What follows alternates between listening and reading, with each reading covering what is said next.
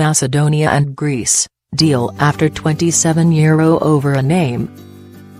Greece has reached a deal on the future name of its northern neighbor, which called itself Macedonia at the breakup of the former Yugoslavia.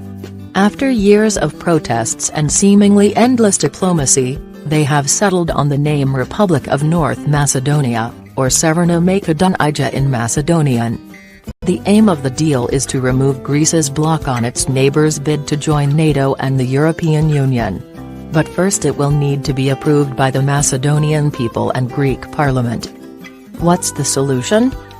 Under the deal, the country known at the United Nations as former Yugoslav Republic of Macedonia, FYROM, will be named Severna Makedonija, or Republic of North Macedonia.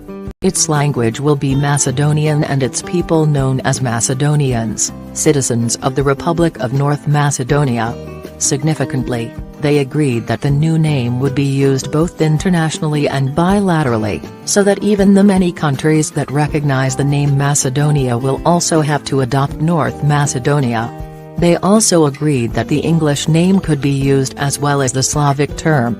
The two sides had earlier dropped a number of alternatives, including Gorna Makedonija, Upper Macedonia, Nova Makedonija, New Macedonia, and Ilinden Macedonia.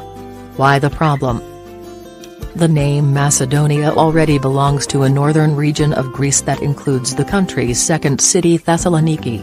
By adopting the same identity in 1991, the new Slavic nation infuriated many Greeks, who suspected their northern neighbor of territorial ambitions.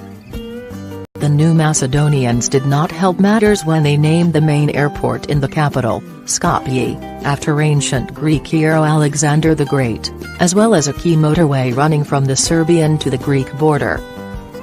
During the 4th century BC, the Macedonia of Alexander and his father Philip II before him ruled all of Greece and much beyond it. Is this row really about Alexander the Great? Only partly.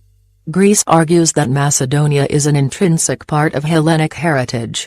The ancient capital of Aegae is close to the modern Greek town of Vergina, while Alexander's birthplace is in Pella.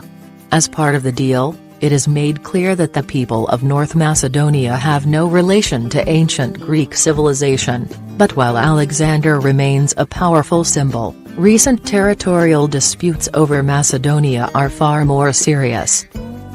When the Ottomans were driven out of the broad region known as Macedonia during the Balkan Wars of 1912–13, it was split up, mainly between Greece and Serbia, but a small part went to Bulgaria.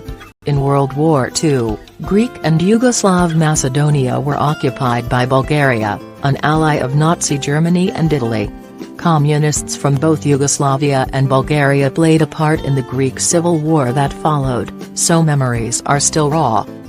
When Yugoslavia broke up, Greece would only accept the new country as former Yugoslav Republic of Macedonia, FYROM, at the UN, even though more than 100 other countries recognize it as Macedonia.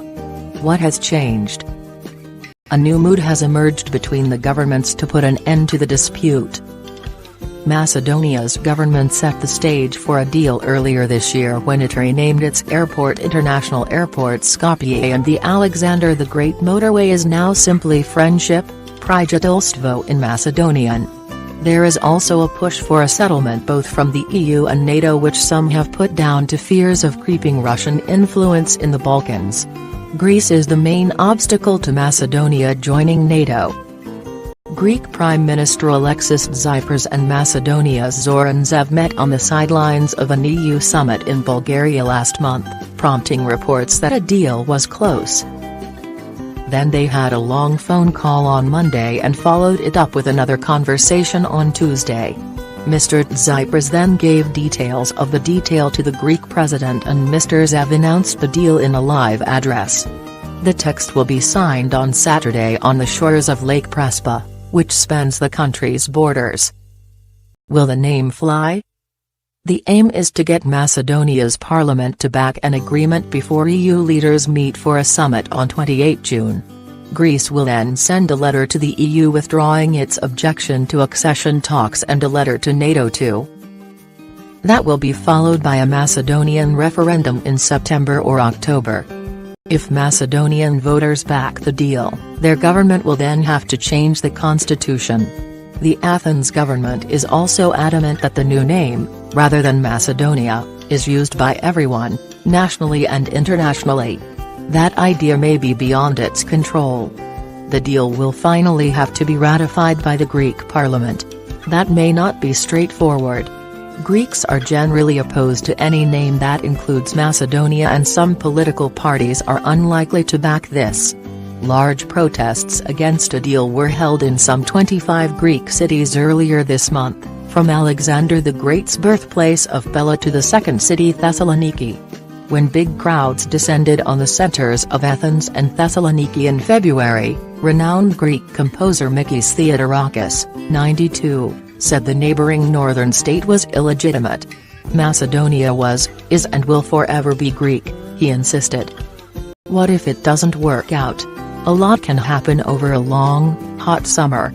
Delays may hamper the planned timescale, and there could be repercussions for both leaders. Mr. Tsipras and Mr. Zev will have to face down opposition within their own countries as well as beyond.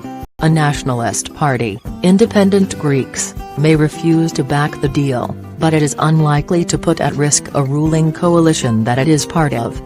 Although the two prime ministers have taken control of the issue, United Nations mediator Matthew Nimitz will likely be called upon to sort out any problems.